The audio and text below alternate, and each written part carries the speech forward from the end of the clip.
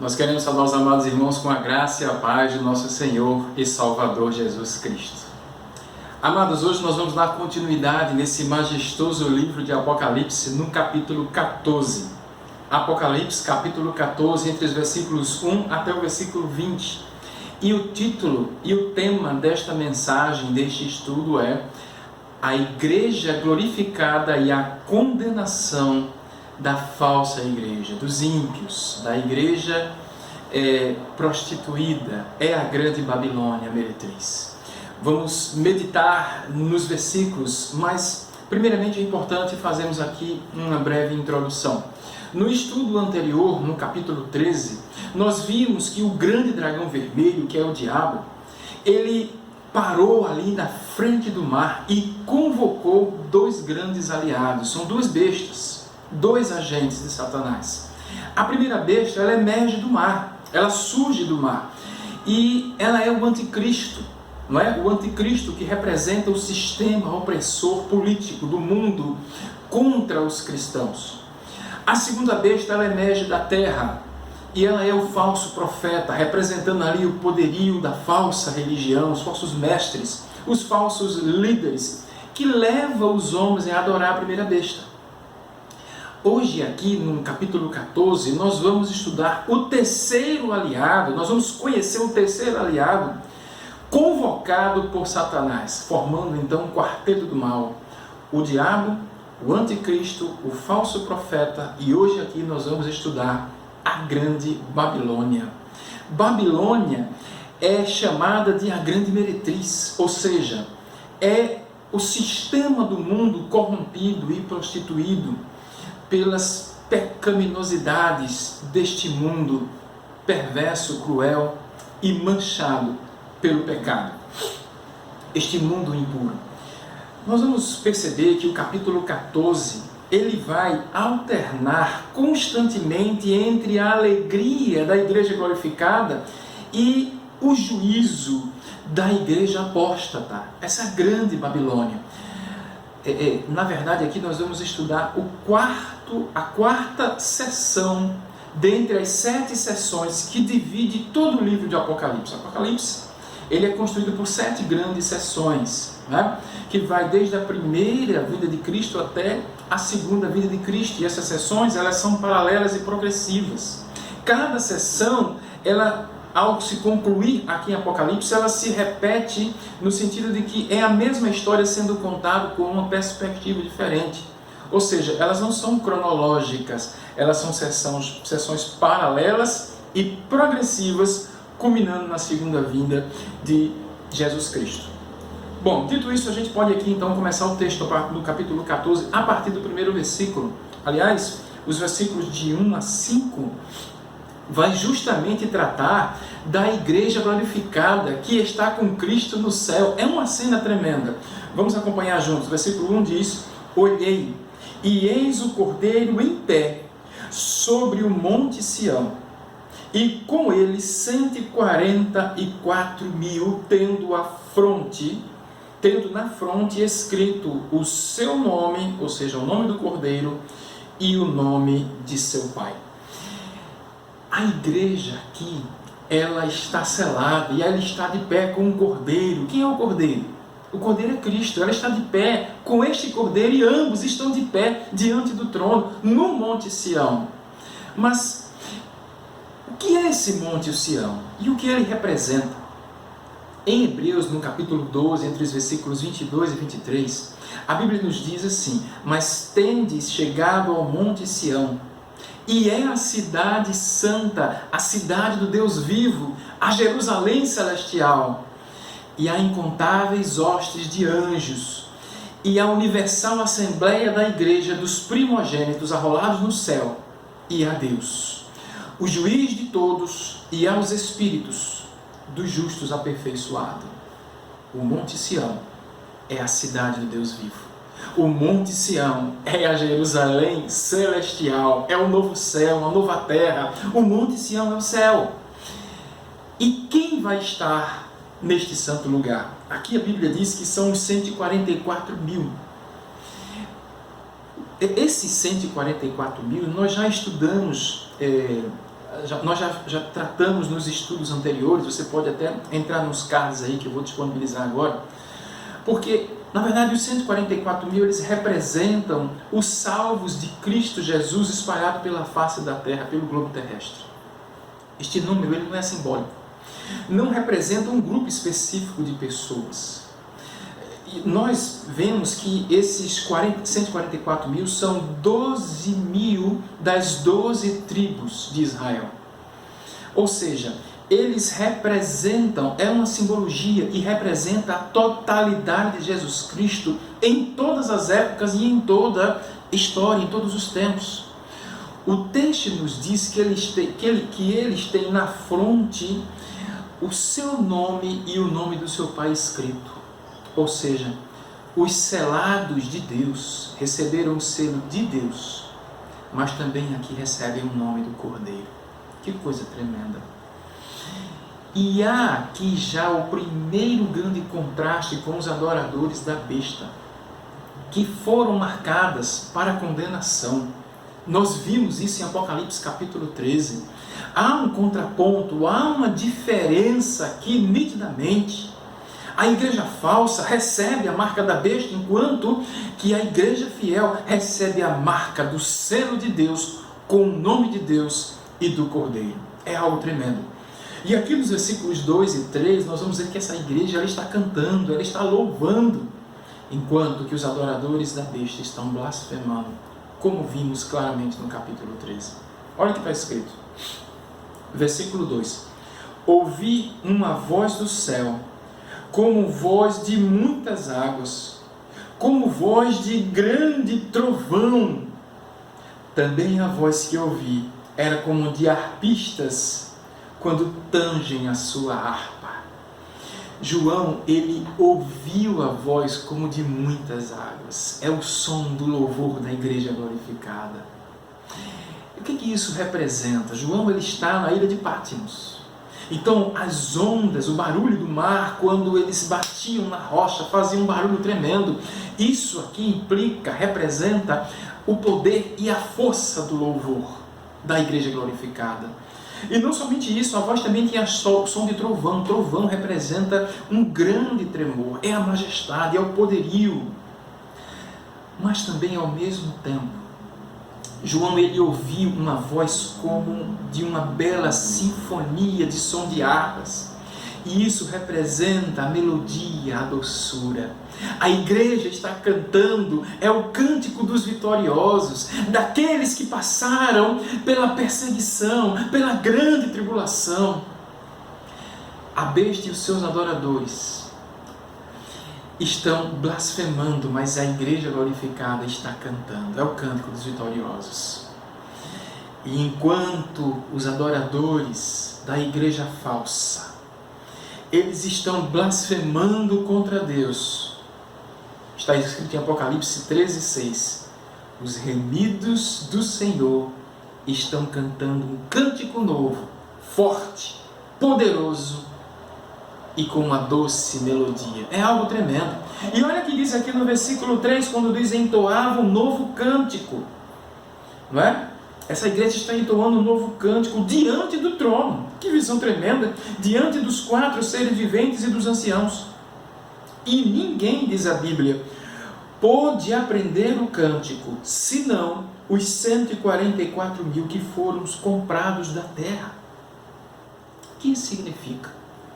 Significa que hoje, aqui na terra, a igreja do Senhor, ela sofre, ela chora, ela é perseguida.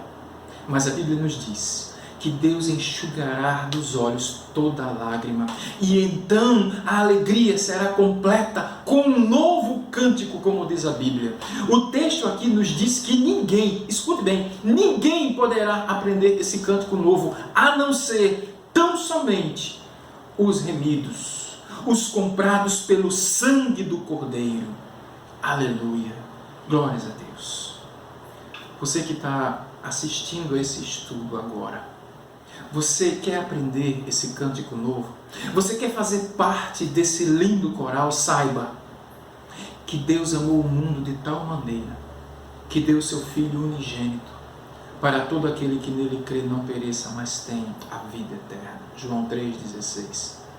Este é o convite para se entrar nesse lindo coral. No versículo 4, nós vamos ver as características dessa igreja glorificada. Observe o versículo 4. São estes os que não se macularam com as mulheres, porque são castos. São eles seguidores do Cordeiro, por onde quer que ele vá. São os que foram redimidos dentre os homens. São as primícias, glória a Deus e para o Cordeiro. Mas o que isso significa? Significa que os 144 mil, que é a igreja do Senhor, como já vimos, não se macularam, ou seja, não se contaminaram, não se mancharam. Quando diz aqui com as mulheres, porque são castos, significa que a igreja não se contamina com o mundo. A igreja não se contamina com a perversidade da impureza pecaminosa deste mundo. Precisamos entender aqui, amados, que esse castos aqui não significa um celibatário, que é a ideia de viver solteiro para o resto da vida. Não, a palavra grega aqui é partenoi, que traduzida para castos é o mesmo significado de virgens. A Bíblia não considera o sexo no casamento uma contaminação, muito pelo contrário. A Bíblia exalta o casamento. Portanto, a palavra castos aqui no texto é uma expressão que aponta para a pureza espiritual. Pois a Bíblia nos diz que a idolatria besta é uma prostituição espiritual, amados. A igreja é como que uma virgem pura, apresentada ao seu noivo, que é o Cordeiro. Paulo vai dizer isso na sua segunda carta de Coríntios, capítulo 11, versículo 2. Porque o zelo por vós, com o zelo de Deus, visto que vos tenho preparado para vos apresentar como virgem pura, a um só esposo, Cristo Jesus.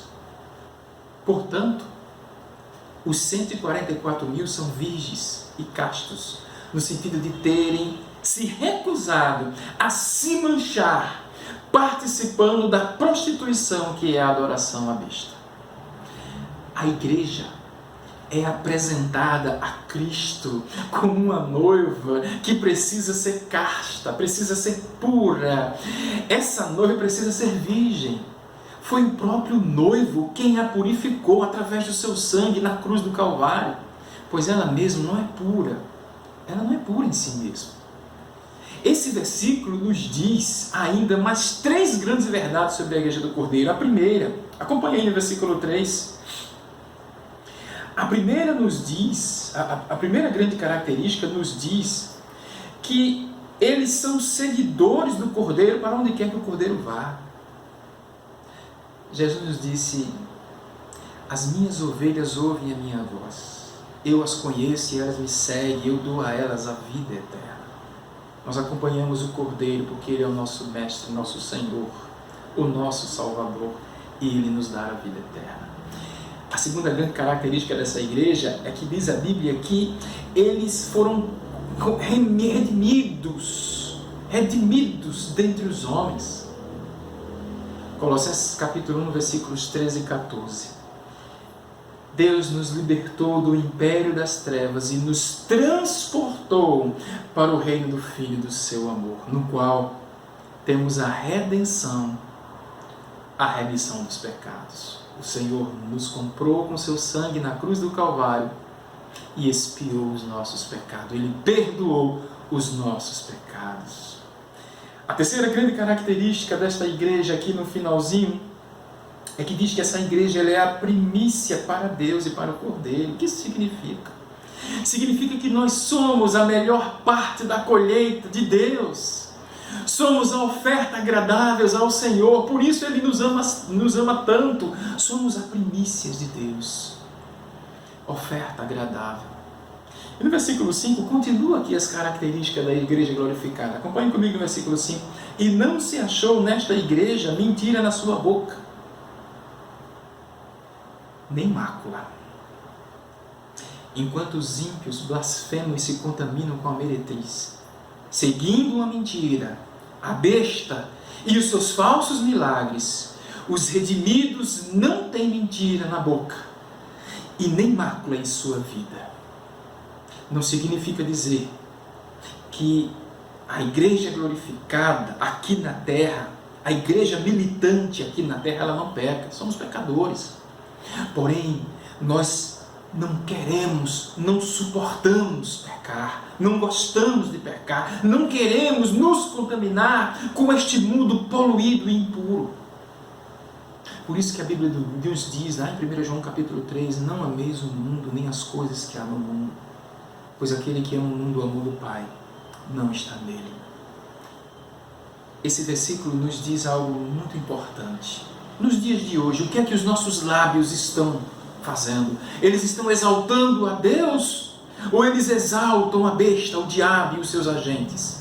Eles estão louvando a Deus? Ou somos contaminados com as músicas pervertidas deste mundo, onde muitas vezes nós ensinamos até para os nossos próprios filhos? É um grande alerta para todos nós. Precisamos entender o que Deus está falando no nosso coração.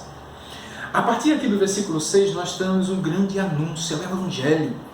É o anúncio do juízo de Deus temperado pela graça e a misericórdia. Acompanhe comigo o versículo 6, quando diz: vi outro anjo voando pelo meio do céu, tendo um evangelho eterno para pregar, os que se assentam sobre a terra, e a cada nação, tribo, língua e povo. Versículo 7 diz: dizendo em grande voz: temei a Deus, dai glória, pois é chegada a hora do juízo, e adorai aquele que fez o céu e a terra e o mar e as fontes das águas.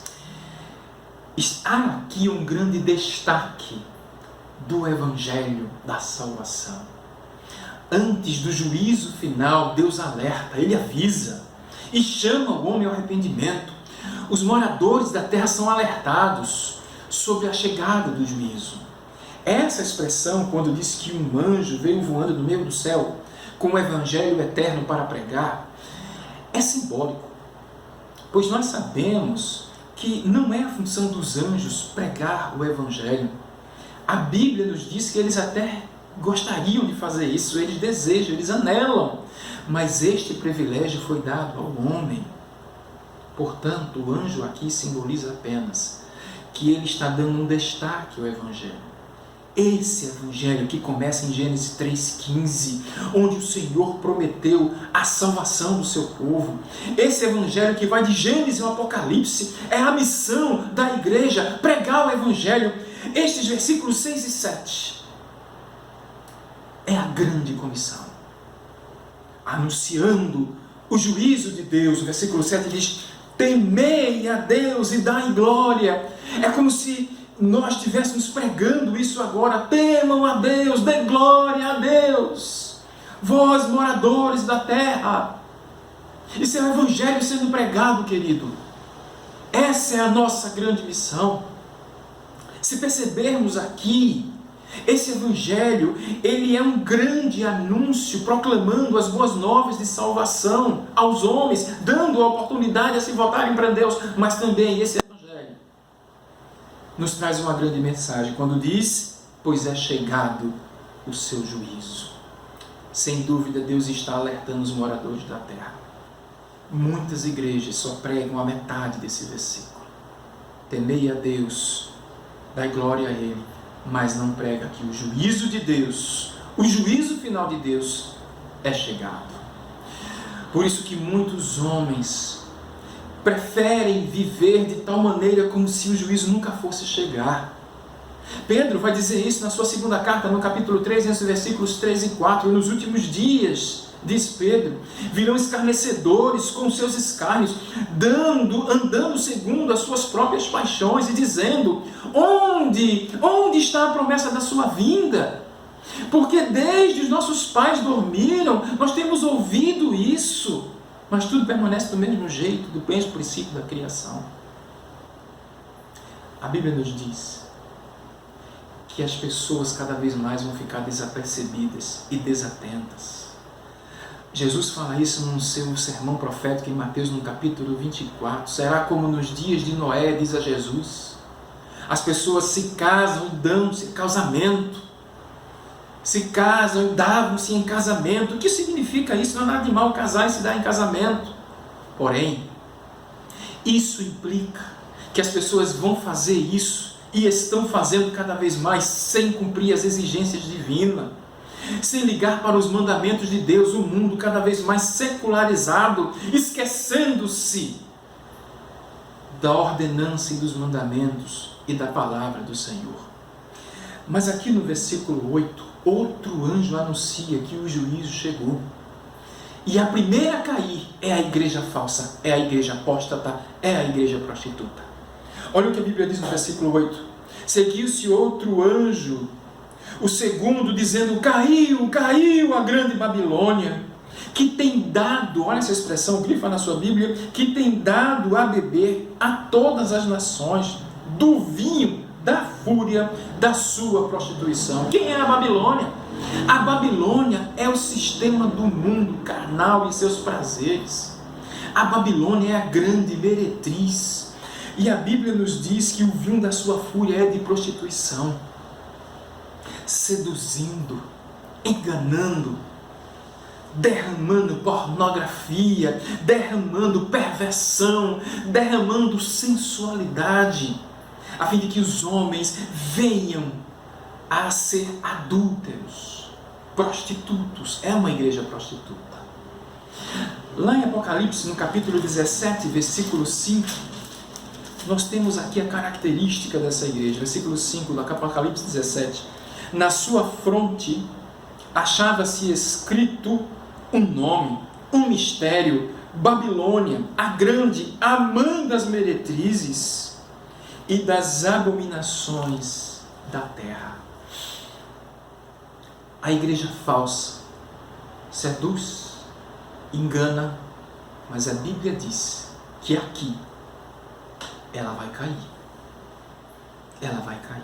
A grande Babilônia é o sistema mundano, a religião prostituta, que está a serviço da besta de Satanás pelo mundo.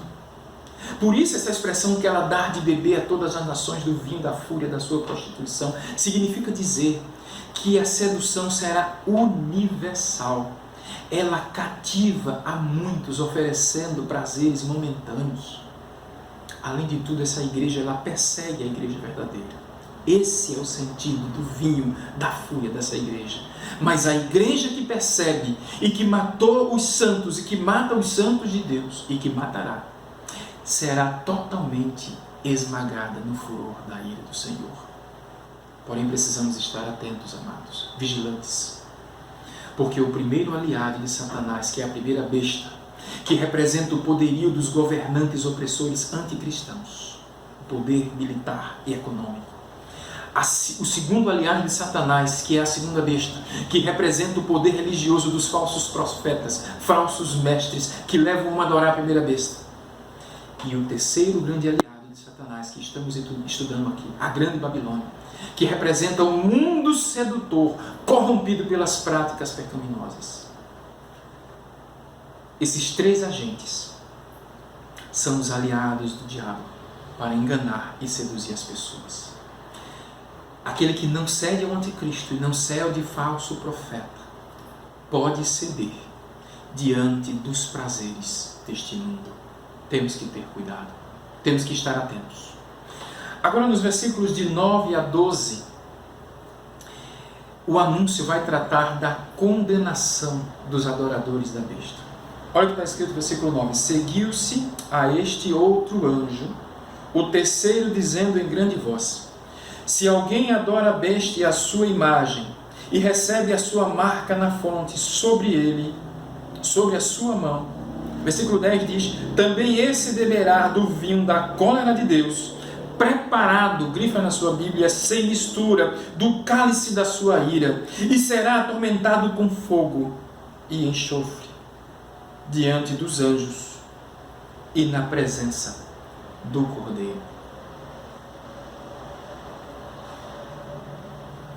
Meus amados, O que quer dizer esse cálice do vinho da cólera de Deus sem mistura?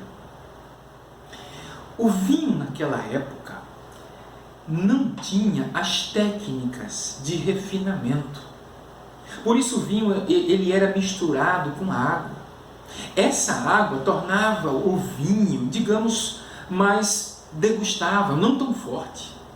Porém, esse texto aqui simboliza uma punição completa, como que um caldo grosso, sem mistura, sem os elementos da graça e da misericórdia de Deus. Acabou a graça, acabou aqui a misericórdia. Isso simboliza que será uma punição total e plena do Senhor. Por isso, tem fogo e enxofre. Sem dúvida será um grande tormento. Os adoradores da besta beberão o cálice da ira de Deus sem mistura. Quem escolher servir a Satanás, quem for marcado pela besta, sofrerá as consequências. Serão atormentados com fogo e enxofre. Isso retrata a intensidade desse tormento. Hoje, a ira de Deus, ela é refinada, mas no juízo final, a sua ira será sem mistura. O versículo 11 nos revela, amados, que o tormento dos adoradores da besta será eterno. Olha o que diz o versículo 11. A fumaça do seu tormento sobe pelos séculos dos séculos e não tem descanso algum, nem de dia nem de noite. Os adoradores da besta e da sua imagem, e quem quer que receba a marca do seu nome. Essa expressão que diz que o seu tormento será pelos séculos dos séculos, sem descanso de dia e de noite, indica que esse tormento não terá alívio, não terá interrupção. Fogo e enxofre, lembra o quê? Lembra o inferno. Lá no inferno, amados, não terá esperança. Não tem uma porta de saída, não tem uma janela de alívio, nem sequer uma fresta que se possa colocar o nariz e respirar o puro ar. Isso não terá. Será um tormento eterno. O corpo humano será como uma máquina de doer eternamente. Esse texto ele não é literal, mas simboliza um tormento desesperador. Precisamos entender que a ira de Deus não é uma emoção humana, mas é uma reação da santidade de Deus contra a pecaminosidade da rebelião humana. Isso fica muito claro aqui no texto. É um grande contraste, né, dos adoradores da besta com os versículos 12 e 13 que nós vamos ler, porque vamos voltar a falar dos selados de Deus. Olha que contraste. Versículo 12 diz assim: aqui está a perseverança dos santos, os que guardam os mandamentos de Deus e a fé em Jesus. Olha só, os adoradores da besta estão condenados, mas os que guardarem os mandamentos de Deus estão seguros no Senhor. Por isso nós devíamos nos perguntar: será que vale a pena trocar alguns dias de prazer aqui nessa grande Babilônia, nesse sistema do mundo, pela eternidade da Jerusalém celestial? Será que vale a pena? Aqui está a perseverança do santo. É como se o texto estivesse dizendo assim: vocês agora estão entendendo como vale a pena guardar os mandamentos de Jesus, porque aquele que vencer estará livre da fumaça do tormento que sobe pelos séculos dos séculos. Então aqui no versículo 13, João vai ouvir outra voz, e aí ele vai ouvir outro anúncio. Olha o que diz o versículo 13: então ouvi uma voz do céu dizendo: escreve, bem-aventurados os mortos que desde agora morrem no Senhor. Sim, diz o Espírito, para que descanse das suas fadigas, pois as suas obras os acompanham. Parece um paradoxo, né? Um grande paradoxo. Os bem-aventurados que morrem em Cristo são felizes. Como assim morrer em Cristo? É ser feliz. Paulo vai dizer isso em Filipenses 1:23. Ele vai dizer lá: tenho um desejo de partir e estar com Cristo, o que é incomparavelmente melhor do que estar aqui. Também ele vai dizer no versículo 21, porque para mim, diz o apóstolo Paulo, viver é Cristo e o morrer é lucro. Muitas vezes morrer, se for preciso, para ser fiel a Cristo, pois o martírio não ficará sem recompensa. Agora, amados irmãos, precisamos entender que o sentido do martírio não são apenas para aqueles que são decapitados, não, mas são todos aqueles que, como diz aqui no texto, morrem no Senhor, morrem em Cristo, suportando todas as tentações, privações, perseguições dos inimigos de Deus. De certa forma, isto também é um martírio. O texto aqui nos diz que os remidos pelo sangue do Cordeiro, eles descansarão da sua fadiga, das suas fadigas. Que coisa tremenda, é um contraste com os ímpios, os marcados pela bestas. A igreja apóstata, a grande meretriz, será atormentada para sempre, mas a igreja glorificada entrará num gozo eterno, onde ali não haverá mais lágrima, nem morte, nem dor, nem luto. A igreja glorificada habitará com o Senhor, o que é incomparavelmente melhor.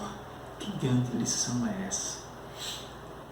Na sequência aqui, entre os versículos 14 a 16, João tem a visão da segunda vinda de Cristo, que vem para a colheita dos justos. É o ato divino para recolher o trigo. Olha o que diz o versículo 14.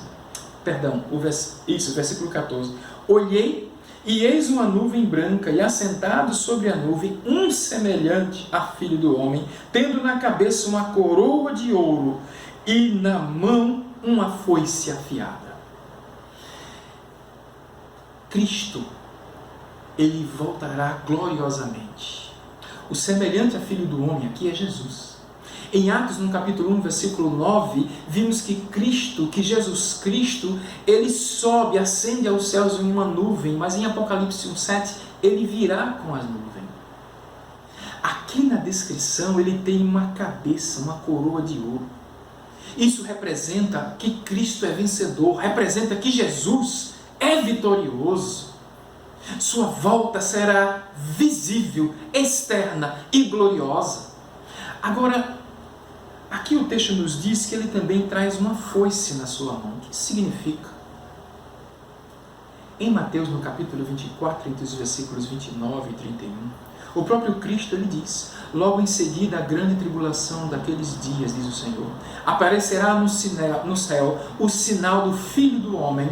Todos os povos da terra se lamentarão e verão o Filho do Homem vindo sobre as nuvens do céu com poder e com muita glória. E ele enviará os seus anjos, os quais reunirão os seus escolhidos dos quatro cantos, dos quatro ventos, de uma a outra extremidade dos céus. Significa que Jesus está pronto para a colheita e ele recolherá, primeiramente, a sua primícia, a igreja glorificada. O trigo será recolhido desta ceifa. E olha o que diz no versículo 15. Tanto Cristo como os anjos são os ceifeiros. Olha o versículo 15. Outro anjo saiu do santuário, gritando em grande voz, para aquele que se achava sentado sobre a nuvem: toma tua foice e a ceifa, pois chegou a hora de ceifar, visto que a seara da terra já amadureceu. O que isso significa? O que significa que a seara da terra já amadureceu? Significa que chegou a hora, porque o mundo já está maduro. Significa que a perversidade dos homens chegou ao seu extremo, chegou ao seu teto máximo. Significa que a maldade humana, a crueldade, chegou no limite. E é aqui que Jesus diz: basta, chegou a hora de ceifar. E então no versículo 16 Jesus passa a foice. Olha o que diz o versículo 16: e aquele que estava sentado sobre a nuvem passou a foice sobre a terra, e a terra foi ceifada. A cena que João vê é do juízo final. É uma cena dramática, não é? Ilustra aqui uma cena dramática. Mas aqui está o arrebatamento da igreja, quando Jesus está recolhendo, ele passa a foice e recolhe os santos, recolhe a sua igreja, ele tira a sua igreja, porque vem o juízo final. É aquela passagem que João Batista diz que Jesus Cristo, ele recolhe o trigo e joga a palha para ser queimada. Olha o que diz o versículo 18. Quando diz assim: saiu ainda do altar outro anjo, aquele que tem autoridade sobre o fogo, e falou em grande voz ao que tinha a foice afiada, dizendo: toma a tua foice afiada, e ajunta agora os cachos da videira da terra, porquanto as suas uvas estão amadurecidas. Percebeu aqui que parece uma fila de anjos, né? Um anjo atrás do outro trazendo os anúncios aqui do juízo de Deus. Esse texto representa exatamente aquilo que nós falamos em relação ao juízo de Deus, quando Cristo ele tira a sua igreja, porque as uvas, que são os ímpios, já estão maduros também. E o versículo 19 diz assim: então o anjo passou a sua foice na terra e vidimou, olha só, vidimou a videira da terra e lançou-a no lagar da cólera de Deus. Lagar é um recipiente, é como um caixote, um recipiente onde se jogava ali as uvas para serem pisadas, esmagadas, e dali se extraía o suco para produzir o vinho. Aqui no texto, a cena é de um lagar cheio de uvas, mas não são uvas, são pessoas, são os membros da falsa igreja, da grande Babilônia, da igreja manchada, impura pelas coisas do mundo, pelo sistema corrompido deste mundo. São os adoradores da besta, que receberam a sua marca e que agora são pisados, ou seja, são punidos. E quem está pisando o lagar? É o próprio Deus, na sua fúria, na sua ira, na sua cólera. Se não vejamos em Apocalipse, no capítulo 19, versículo 15. Sai da boca de Jesus uma espada afiada, para com ela ferir as nações, e ele mesmo as regerá com um cetro de ferro. E olha agora, e pessoalmente pisa o lagar do vinho do furor, da ira do Deus Todo-Poderoso. Jesus pisará o lagar do furor da ira de Deus. Então se cumprirá o que diz as Escrituras: todos os inimigos estarão debaixo dos pés de Jesus Cristo. O versículo 20, ele nos diz que e o lagar foi pisado fora da cidade, e correu sangue do lagar até aos freios dos cavalos, numa extensão de 1.600 estádios. O lagar será pisado fora da cidade. Olha o texto aqui do arrebatamento. Essa cidade representa o povo de Deus. Significa que a igreja do Senhor não participará do juízo final da condenação. Por isso que Jesus disse: quem ouve minha voz não entra em condenação, não entra em juízo. Diante da cólera e do juízo final, Jesus vai tirar a sua igreja do mundo, ele vai arrebatar a sua igreja. Esse versículo nos mostra o arrebatamento da igreja de Cristo. Glórias a Deus. O arrebatamento não será no começo, o arrebatamento não será na grande tribulação. A igreja vai passar pela grande tribulação. Porém, o arrebatamento será antes do juízo final de Deus sobre o mundo e sobre os ímpios. Portanto, o arrebatamento da igreja não é Deus livrando o povo da perseguição do diabo e seus agentes, mas é Deus livrando a sua igreja do seu próprio juízo. Isso é tremendo, meus amados. Aqui temos uma grande promessa. Mas vemos aqui no final do versículo 20 uma expressão dramática quando diz que quando esse lagar foi pisado, o sangue subiu até os freios do cavalo, não é? E percorreu uma extensão de 1.600 estados. O que isso quer dizer? Para o sangue do lagar, que ali não é o suco de uva que está saindo, é sangue que está saindo, subir até os freios do cavalo indica que esse sangue subiu 1,5 metro na visão profética. É a altura de 1,5 metro o freio do cavalo. E os 1.600 estados representam 360 quilômetros. O que é exatamente a distância do norte ao sul da Palestina. Mas isso não é literal. Porém, representa um mar de sangue de 360 quilômetros com 1,5 metro de altura. Você consegue ver essa cena? Significa que a fúria de Deus alcançará todos os ímpios da face da terra. Alcançará toda a igreja apóstata, os adoradores de Satanás. Ninguém escapará do furor de Deus. Para finalizar, amados, devemos nos lembrar que o livro de Apocalipse é uma mensagem de alerta e de esperança. Ainda estamos vivenciando o tempo da graça.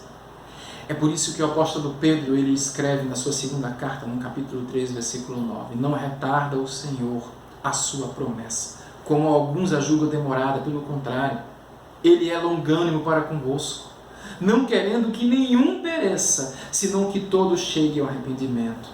Ainda há tempo para que o homem se converta a Cristo Jesus e entre para essa igreja verdadeira, a igreja glorificada, a igreja do Cordeiro de Deus, que foi comprada pelo sangue, o sangue de Jesus Cristo. Que através desse estudo do capítulo 14 de Apocalipse, desperte aquele que não conhece a Cristo, a fim de que ele venha se converter e aceitá-lo como o único e suficiente Salvador, e desperte a igreja de Cristo para pronunciar e pregar o Evangelho.